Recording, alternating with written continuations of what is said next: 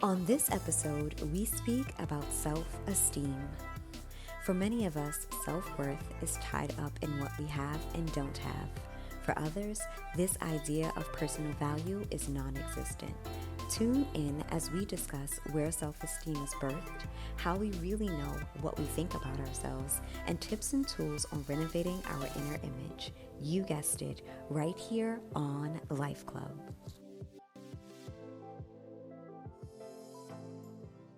I'm Tashima Jones. Welcome to Life Club. I genuinely believe personal development unlocks the door to the abundant and wonderful life we all already have. I also believe we must be intentional about seeking out that life in order to find and fulfill it. I am so grateful your journey of discovery has led you all the way here. Let's keep moving forward together. Once again, welcome to Life Club with me, Tashima Jones.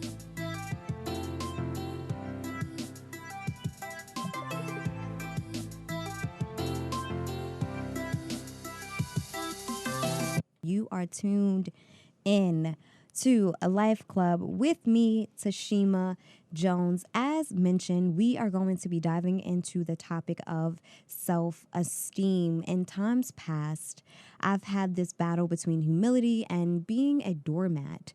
There was this struggle between being confident and being conceited.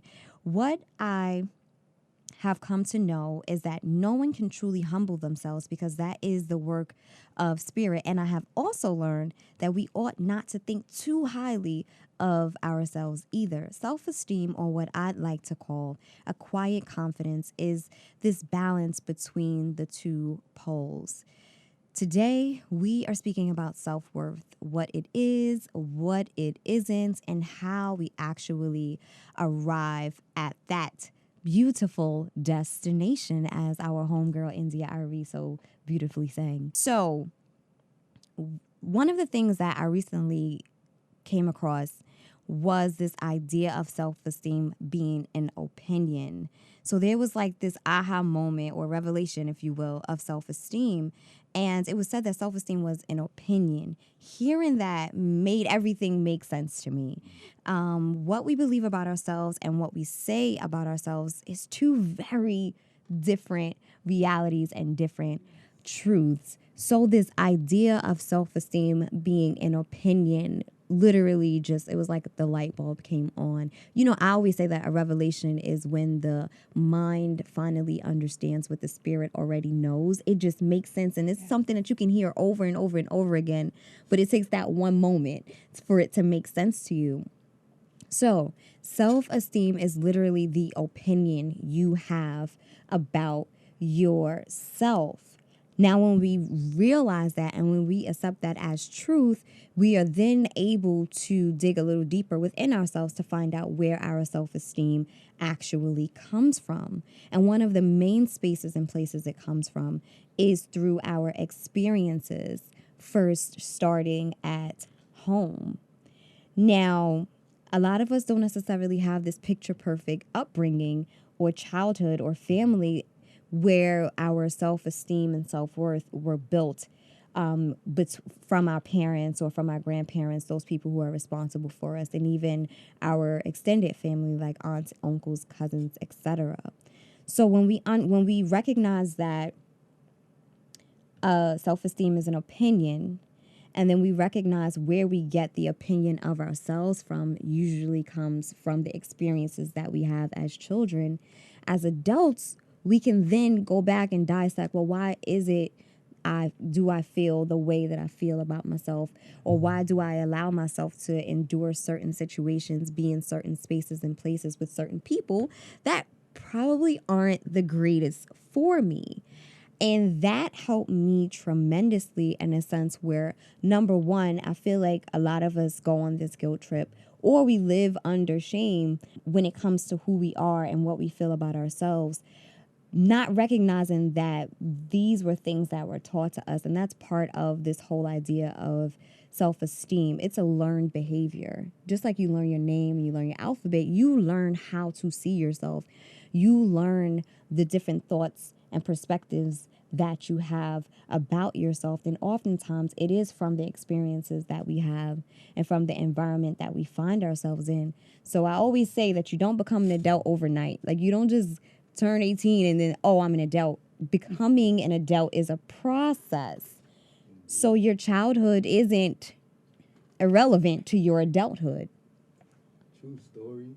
My stepdad, growing up, always called me stupid. Mm. One of the reasons why is because I stutter, Mm.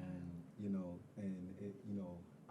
I had to push through that, and build my self-esteem, and a lot of that too has to do with the Lord, you know, praying. Mm. Mm-hmm. Yeah, and it's so vital for us to recognize that the seeds that we're planting into our children.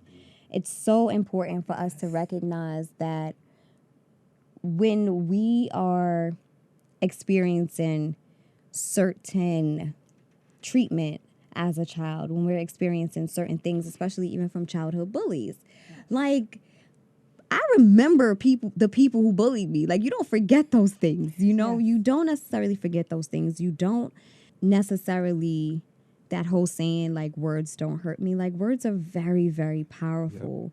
Words are so powerful. And I feel like, again, going back to this transition or this journey of the child becoming an adult, I think when you don't necessarily have adults around you as a child to really teach you how to manage bullies, and no, it's not just being quick, with the tongue and saying certain things back.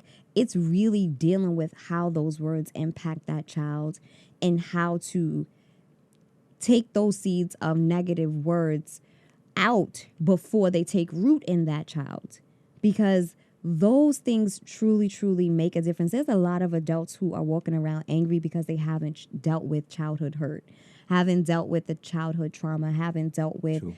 the things that they've experienced as children when it came to their peers or when it came to the people around them.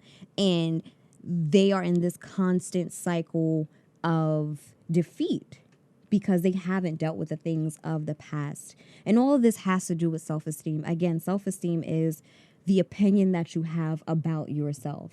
And one of the most important things, I think, one of the main things that we have to understand is, how do I feel about myself? Like, how do you really feel about yourself? Not how you look, not how much money you have, not how many degrees you have, not who you're married to, not the trip you just took last week or the trip you're planning in a year or two. How do you feel about yourself? Oftentimes people can't meditate and they can't go on this, like, spiritual journey and spiritual experience because they can't be by themselves. Let's just take a breath on that. There's so many people who can't be alone because they don't like themselves. And it's so important, so vital, and you owe it to yourself to really ask yourself that question. How do I feel about myself? Why do I feel this about myself? And if there's a need for change, start that journey of changing it. Start that journey of digging into the reasons why and how to transition out of that, because a lot of us are living based on the narrative of the people who were in charge of us, or the people who we met in the street, or even society and culture itself. So it's so important, so vital for us to really understand the root of why we feel how we feel about who we are. Again, self-esteem is definitely an opinion of yourself. One of the things that I recognized was that I didn't know how I felt about myself. Yes. I mean, Like, yeah. you go through the motions, you do what you do, you follow your dreams, you parent, you work, you go to school, you do all of these things, not really knowing, how do I feel about myself? Because normally your actions will tell you how you feel about yourself. And if there's no action that is dedicated to your process of healing or bettering yourself, then perhaps you have no opinion of yourself. That's very possible, where it's like you don't think about yourself. You don't think about self-care. You don't think about, well, if I make this decision, how is it going to impact or influence my life? oftentimes, and I can't even say women anymore because I just feel like this is like a human thing. Yes. But there's a lot of people out there who do not even think about themselves before they do and think about other people. That's true. And the scary part about that is that you can only give what you have. So if you're continuing to pour out from your cup over and over and over, you're not going to have enough. You are supposed to give to others from the overflow of your cup, meaning that your cup first has to be full. And then the overflow is what you Yes. give to other people. And this is vital for parents. This is vital for caretakers of the elderly. This is vital for basically everybody because, again, you cannot give what you do not have. And if you're constantly Absolutely. giving, you're not going to have anything. You're not going to have, you need to replenish. Basically, you need to replenish. But again, if you're constantly thinking about other people and you're constantly trying to satisfy the needs of those around you, there's only but so much you can do for yourself. And there goes your opinion about self. You have to find a space within to say that I count too. I matter too. And the only way that I can be of service to someone else, if I myself am ministered to, if I myself am served by spirit. And that leads me to a major point, and that is the expectation of man. So, again, I'm in recovery from a lot of stuff, y'all. Yes. And one of the things that I really, really grappled with and really, really struggled with was the expectation of man and what I represented to parents, to guardians, to friends, to society, to the point where it's like you're low key a transformer. Like you depending on the day, you're somebody different. And I won't say that I changed myself fully to satisfy the needs of others, but what I did do was suppress who I truly was around others. And that is a huge mistake that so many of us make because I truly believe that in order for others to be their true selves, you have to be your true self. You have to, because people are operating with this version of you that's not real. So you're going to get a totally different response and reaction from that person being someone that you aren't. Yes. There's this thing where it says, I'd rather be, disliked for being myself than to be loved for being somebody else. And the expectation of man, which I believe is like from the beginning of time, is a really, really huge dilemma because you have a lot of people doing a lot of things, saying a lot of things, being so many different things, and they are so far from the version of themselves that they were created to be.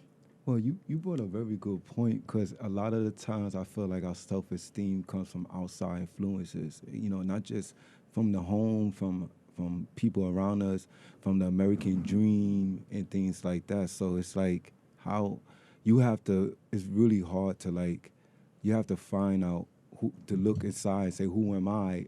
Not thinking about the materialistic things Yes. that you don't have and all those other things that people around you are saying, why aren't you this? Why aren't you that? You have to look inside and say what works for you. And I think that's just something that, it's no one teaches you how to do that. And I think, so it can be taught though. It can't And be that's taught. the Yes. thing. It comes down to your values and to your philosophy towards life. And usually that is something that's passed down to you until you're mature enough to kind of discover things in life on your own. So it definitely is something that can be taught. Oftentimes it just isn't. And one of the major reasons why it isn't is because your parents may have not been taught themselves. So it's just like this generational thing that's inherited by our children and by the next generation that unfortunately, if it isn't cultivated at some point, the cycle will continue. And I sit back and I think about certain things that my mom experienced, and now that I'm mature enough to understand, I can see how, well, my mom's mom was this way. So it's only but so much growth that my mom could have achieved unless, again, she sought that wisdom on her own. So again, it's so true that it's something that we pick up on in our environment. It's something that it comes from through experience and culture. depending on where you live on planet Earth, you're going to have a certain perspective of not only yourself, but the world at large. And there are some cultures who have a group culture where it's like it's not a who I am, it's not an issue of who am I, but who are we and what are the things and traditions and values that we hold dear, and this is how you implement that in life. And the only issue that I have with that is because we all have individual souls. You have a buffalo spirit, you have a cat spirit, you have a bison spirit, you have all of these spirits. When you look at animals, they travel in packs and they live from instinct, but they don't have individual souls like we do. Right. So it's so vital for us to recognize that each and every one of us have a part of a light within us that's part of a greater light. And there's beauty in being an individual. There's beauty in having certain ideas. There's beauty in being who you are because you add value to the earth. You add value to the culture. You add value to the things that that make up life. Yes. And that's, for me, that's the danger in having this sort of like group mentality, like the American dream. Like, this is what you do, and this is who you need to become to be happy. Exactly. You have to go to school. You have to get a job. You have to get a house with the white picket fence, 2.5 kids, and a dog. And then when you arrive at that stage in your life and you're like, this is kind of whack. Like, now what? And I'm not happy. Hopefully, this happens before that point. Mm-hmm. But what tends to happen is that you get to this point and you feel that void that kind of takes you back into this dip in your life, to where it's like, okay, I have to dig a little more because I have everything that society and culture, at least the society and culture that I exist in, told me I should have. These are the things that make a person successful. These are the things that make a person happy. And again, once you arrive at those things and you're like, okay, or you're sitting in that class that first semester and be like, bro, like, I don't really think I want to do this. Or you're about to get married, or you're about to have the children. It's like, wait, like, how did this become my life? And so many of us are in that space and in that place in our individual walks where we are checking off the right boxes and we're walking the path that we were told would make us happy and make us successful. And then, but we're still not happy and we still feel a void in our lives. So, again, I am a low-key teacher. We are speaking about self-esteem, and this idea or this terminology of self-esteem is literally the opinion you have of yourself. How do you see yourself? Do you value yourself? Do you see that you are worthy? And 9 times out of 10, that opinion is normally shaped by our experiences and in the environment in which we live. And it's oftentimes done at a very young age. You are starting to put the pieces together about who you are in this world and who you are on the inside. And it's so interesting because when I was younger, I recognized the patterns in my self-esteem. I recognized that at a young age, I thought I could fly. I just thought I could do everything. And Invincible. I thought I had a healthy perspective of who I was. But then you venture out into the world and then you go to school and then you meet people and then they tell you these mean things about you and they tell you that you're not worthy in so many words and they pick on you and they bully you. And then it's like, okay, well, maybe I'm not so hot. Maybe I'm not that fly. Maybe I'm not that smart, because it's going against your initial thoughts about who you are. So then it's like when you encounter those things outside by your peers and then you go home, and if you don't have that support system where you can, one, open up about what's going on in on the outside world, and number 2, have a support system to continue to lift you up and maintain that image that you already have of yourself, you can find yourself in a downward spiral about how you feel about yourself. Yeah, I mean, I kind of felt that way recently. I had to fight my self-esteem, and I'll be honest with you, or you got anyone out there listening that feels lost about who they are, their self-esteem, pray. Ask God. Like, who am I? Who am I meant to be? Why am I here? What's my purpose in life? And wait for, you get the answer. And when you get that answer, I assure you, confidence follows after that. Confidence, because no matter what anyone around you says, no matter what anyone opinion is, unless it's something that you feel God was speaking through that person, you are going to God's going to give you that answer, and that answer you must follow. Who you are meant to be, and that's going to build your confidence and build your self-esteem to the point where I am today. I'm confident. I'm sitting here with Tashima Jones. I'm confident. All Oh my right, gosh, I'm I was totally confident. not expecting that. You I was see, totally not look, this is expecting what that. happens when your self-esteem is built up. When you put God first, He sits That is you in so front of funny. grace. All right. That is so funny. Well, I'm happy with a lot of what you said because, again, if self-esteem is an opinion, where do you get that opinion from? And it's so important, so vital for us to have this life of meditation, this life of understanding the inner being. You have to understand that there is an inner man outside of your skin color, outside of your height and your weight and your degree and where you grew up and your zip code. You are not your environment. You were created to impact and influence your environment. Yes. So a lot of times people feel like, well, because I am here, this is who I am. And I'm studying epidemiology in like mental disorders and everything. And you know how people say, well, don't be a statistic? There's literally statistics based on geographical location of people who will have certain disorders or certain diseases and things of that nature. And we have to recognize that while statistics are what's on paper, you have an inner being. You are a spiritual being, and you don't have to fall prey to the things that you find around you, because again, our imagery and what we see on a daily basis, we can eventually become. But a force that's greater than that on the outside can actually push that, can shift that environment, can shift the atmosphere, can shift the things that you see in your life. So it's so important, so vital to have this space of meditation and prayer in your life, because you can tap in to the genius that's on the inside. A long time ago, years and years and years ago, a genius was considered an out-of-body spiritual being that would come to certain people and give them wisdom and ideas. It wasn't necessarily the man itself, but it was a spiritual being that would visit with the man and whisper these inventions and things of knowledge and all of these good things.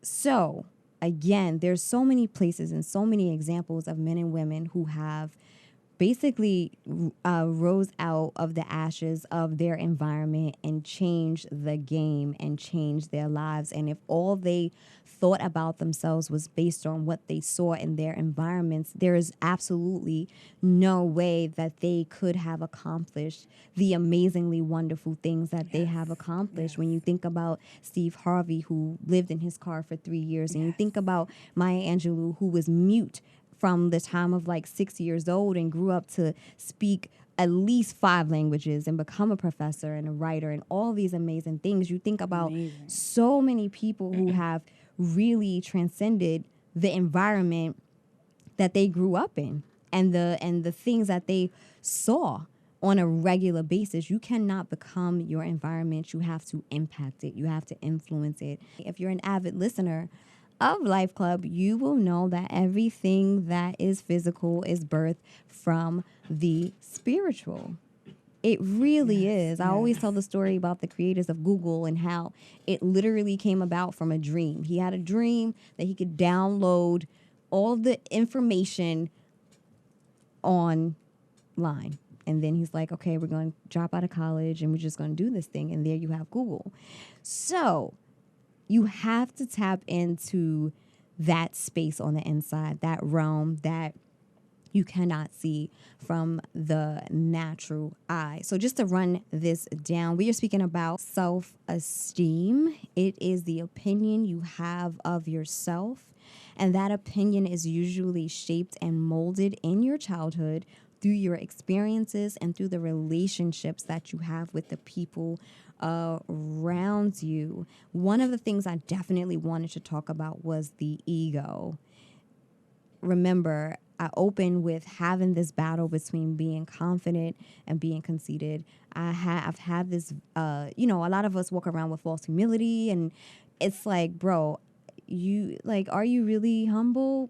I personally believe that man cannot humble himself. I just personally believe that.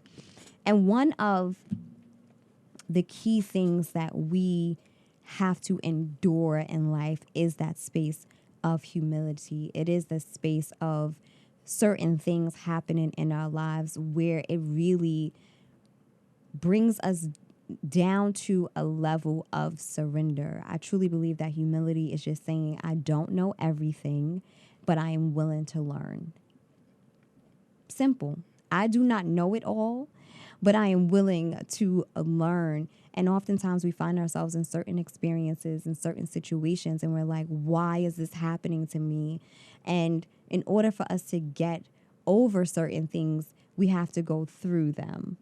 Now, I would never say that the life force creates these obstacles and these hard times of death and destruction, but I truly believe that there are some moments in our lives that we have to experience and that we have to go through to make it on the other side, to give us this sense of humility that we could never give ourselves. And I can just speak from my experiences.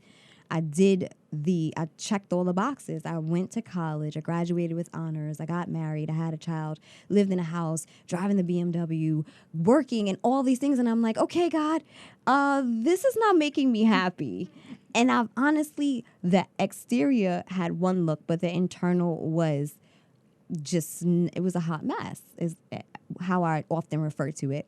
And once I surrendered to a force that was greater than me, a force that I could not see but I knew existed, I started this journey of what I call spiritual rehab, where I literally was like, I want to know who I am, and not what school I went to or what job I have or how much money I have in my account. I want to know the reason for Tashima and why I am here. And that literally was about like 12 years ago. And I started out on this journey of self-discovery. And I started out on this journey of truly becoming who I am versus trying to create who I am. Because that's the other spectrum of self-worth, is like you're trying to build this person. You know, there's a story already written and you just have to find your role and play it. Yes. And that is so vital in, again, how we see ourselves and and the opinion that we have of ourselves. So, again, going back to spiritual rehab, literally no money, no place to live. It was to the point where like all of my clothes were given away because a family member thought they were supposed to be sent to Goodwill. Like literally, when I say humbled, it's like Kendrick Lamar, like all over me. It was just like, be humbled, literally.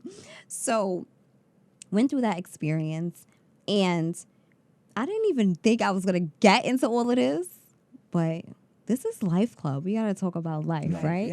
Yes. So you can find out all this information, by the way, and Being Broke Made Me Rich, because it's truly like what I'm sharing now.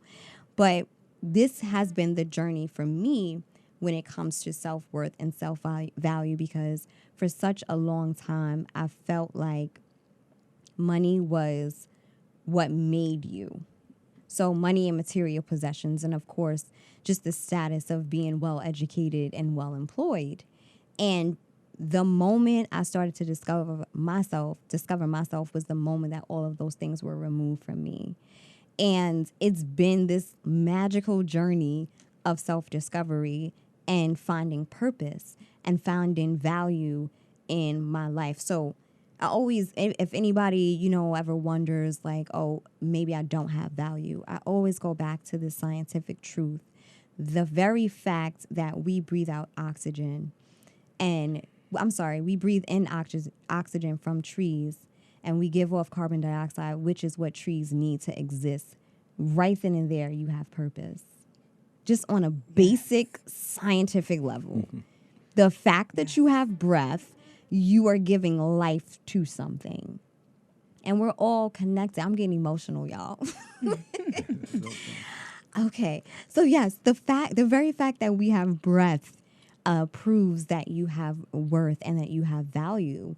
And from that moment, you start to dig a little deeper and you start to uncover the very things that you probably knew when you were a little girl or a little boy that some way, somehow was stripped away from you by naysayers or people who probably weren't even very aware of their own self-worth to begin with. And through that journey of me sitting myself down and asking, who am I and what am I supposed to do? I was led literally on this path of self-discovery, understanding that I have purpose. I I am meant to understand that purpose and I am meant to fulfill that purpose. But regardless of what your purpose is, first comes understanding your worth. So I went on this fast and I was like, all right, I'm going to go out and clothe the naked and feed the hungry. And what I was told in spirit during this fast was meditate on my love for you. Again, going back to this reality that we're always trying to give of ourselves. But if your cup is empty, there's only but so much that you can give, if anything at all. So we have to recognize this love. There's the seven questions, our rapid fire rounds of questions that I ask people. And one of the things is, what is the meaning of life? And for me, the meaning of life is breath and love. And those two things is what keeps us going. We're scientifically wired for intimacy and for love. We literally have light on the inside of our bodies. Like, that's just science. Like, we're not even going to get too deep with it. That's just pure science. That's the reason why when we have negative things happen to us in life, we feel this shift on the inside of us because it's not normal to us. It's not normal for us to experience this pain or sadness or depression and all of those things. That's why we physically feel different, because we're wired for love. So anything outside of that it's like a parasite on the inside of us. It's like when you eat some bad food, your stomach is like, no, the reason why you regurgitate, the reason why you vomit is because your body is protecting itself. Yes. Yeah. And the same is true with our emotions and our feelings, and even spiritually. When there are certain things, when there are certain thoughts that we may have or experiences that we may go through, those things being in our body, being in our inner man, it's getting entangled in what the negative feelings that we are experiencing is telling us that this is not right. I shouldn't be with this dude, or I shouldn't be with this chick, or I shouldn't probably go to that event. Like, it's your body, it's your inner being telling you in the way in which you should go. So understanding that all of these things are tied into how we see ourselves. Having a healthy self-esteem is one of the most vital things that we could ever obtain in life, Of because course. it's the very thing that carries our us through foundation. life. It's I'm our- sorry? It's our foundation. But to piggyback on what you said earlier, what you was doing was being a smart builder, and I learned that in church today. You was Yes. being a smart builder because you went back and realized that you couldn't build you was no longer building confidence from outside. You was building confidence from your spiritual, your inside, and that gave you more satisfaction than anything. So getting that finding spiritual fulfillment is everything. You definitely can find that in God, and praying every day and asking God for knowledge, wisdom and understanding, and helping you with your life. How do you feel about that, Donna? Well, I feel a part of as being a smart builder plays a big part on your self-esteem. Indeed. So if you are a smart builder, you cannot build on top of your esteem to make it better if you have that negative stuff in you. So first, Sure. you will have to, you know, take advantage of the time and just to evaluate yourself. And that's where I am right now. Like, in order for me to reach my fullest potential and to be true to who I am, I have to first be who I am. That's good. Go ahead. And there's only one you. Like, we are all unique, we all here, we all have Indeed. purpose. And where would the world be without Michael Jackson if he didn't do what he was supposed to do, what he was born to do? So where would the world be without Tashima Jones and you and me as well?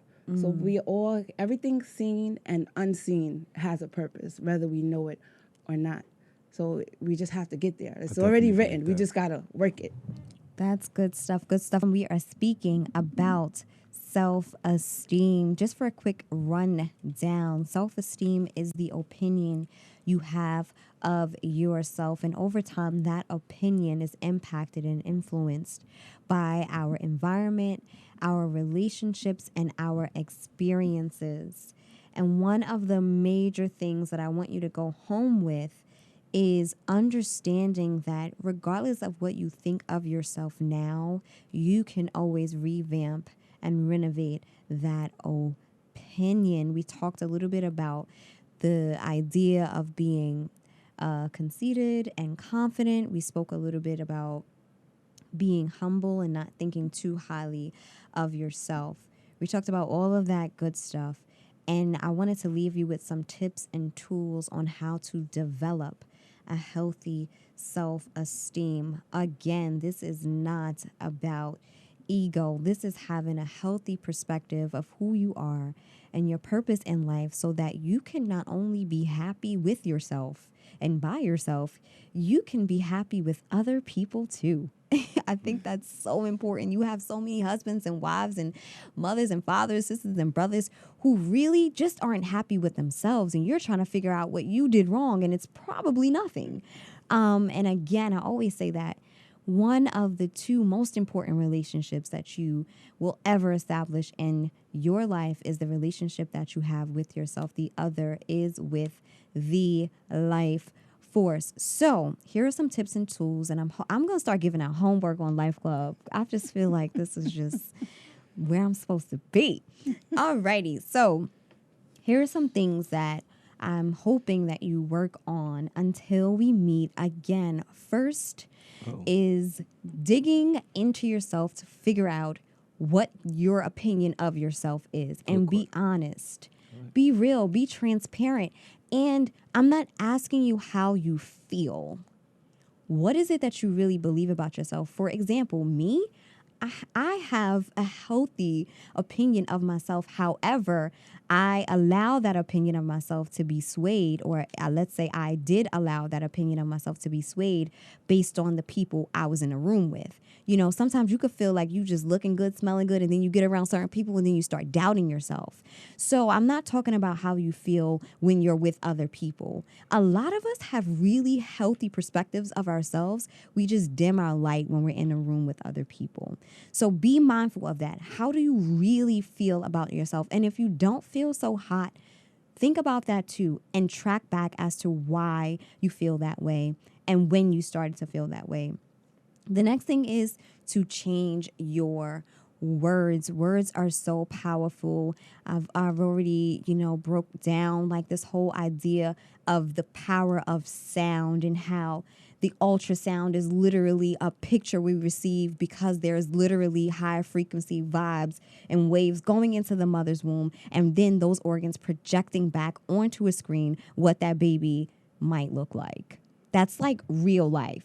Just like this idea of a picture. Photo means light. A photograph is literally a picture, an image that we get by using light. You have power in your words. You have power in your sound. So start to change what you're saying about yourself and what you're saying about your situation. The next thing is start to change your actions. I don't care how you feel or what you think. focus and be intentional about lining up your actions with those new words that you are starting to speak and believe about yourself. And I got a little too ahead of myself. The next thing is belief. Now, going back to this whole thing about how you feel and all of these, what you see naturally, your belief does not have to match up with what you see. But if you believe long enough, your environment will match up to what you see on the inside of you. That image that you see on the inside of you, again, speak forth what you want. Change your actions to line up with those words and hold on to that good belief that you have, and you will see it come to pass. And last but not least, tap into the inner man. And all of these things will actually help you get tuned in to that inner being on the inside of you. Remember, everything that is physical is birthed from the spiritual. Somebody had an idea of a phone in their mind, something that nobody else could see but that one person with their eyes closed, and they manifested it through meditating on that thought long enough to where their words started to confess those things, and then their actions was like, okay, this phone that I see in my head is going to need these types of buttons and all this good stuff. They believed it long enough to where their actions lined up with it, and there you have the phone. The same is true for your personal life. I cannot tell you how many things that I have seen on the inside of me, whether through dream or through meditation, that I am currently experiencing in my life. And it is so real. As Jay-Z said, this spiritual ish is real. And I'm praying and believing with you that you will come to this space in your life that you not only see your value, but you embody that and you own it. Oh, let's just take a breather on that. This felt so good. Did this feel good? Yes. Yes. Alrighty. Thank you guys so much. You could have been anywhere else in the world, but you were here with us. And for that, we are truly, truly grateful. This is Life Club with me, Tashima Jones. Thank you so much to Wally and Donna for just chilling with me. Yes, you're welcome. And- Thanks for the invite. Yes, in the studio. You can find me at tashimajones.com. All of my social media and contact information can be found there. Until next time, remember your greatness. Talk soon. I am Tashima Jones, and you've been listening to Life Club. Thank you for tuning in.